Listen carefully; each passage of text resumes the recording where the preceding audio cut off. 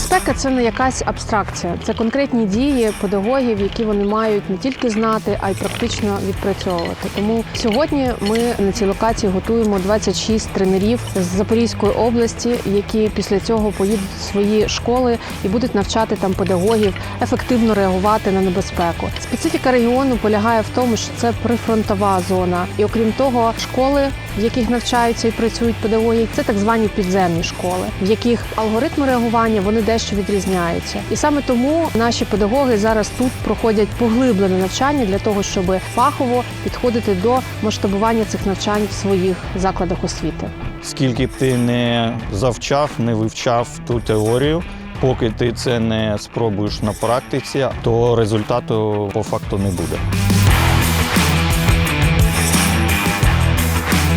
Сьогоднішній день я чекала. Маса задоволення, маса вражень.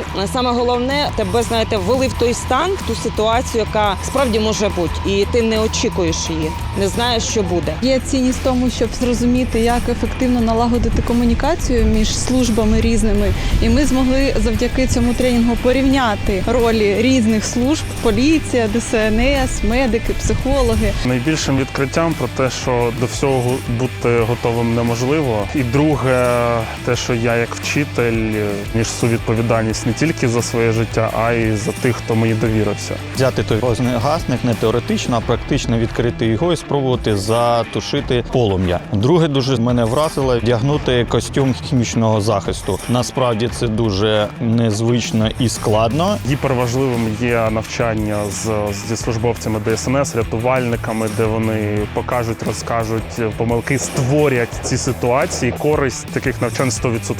До ефективного реагування на всяку ситуацію не тільки повинні вчителі знати, як працювати над цим, а також і діти. Дітей повинні теж вчити, приучати до цього, щоб вони знали на майбутнє, що треба робити при якійсь надзвичайній ситуації.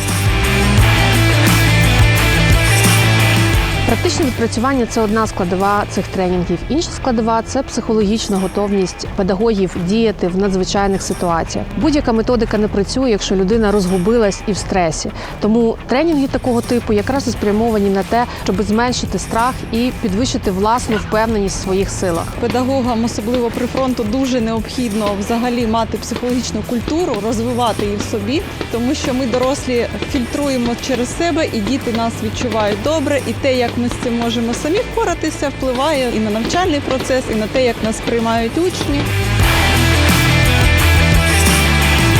Кожен педагог має спробувати перевірити себе. Тепер ще будемо мати змогу піти і в вогонь, і в воду, тому що якраз фахівці показали, як це зробити безпечно для нас, і як зробити це ефективно. І от ми відпрацювали, тепер трошки мокрі. Висновок простий – регулярна практика.